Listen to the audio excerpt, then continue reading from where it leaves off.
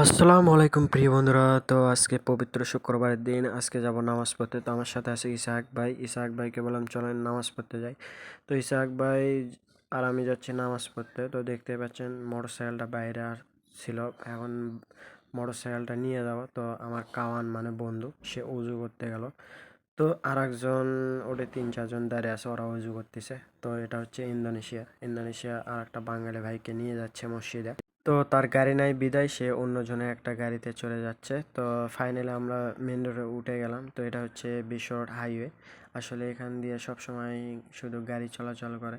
তো ভাবলাম একটু ভিডিও করে আপনাদের সাথে শেয়ার করি। তো দেখতেই পাচ্ছেন আমার পিছনে আছে আমার বন্ধু শাহজালাল। তো আমরা হাইওয়ে দিয়ে যাচ্ছি, এই রাস্তায় শুধু গাড়ি আর গাড়ি। তো এখন পৌঁছে যাব, আপনারা দেখেন এক সিরিয়ালে কতগুলো গাড়ি।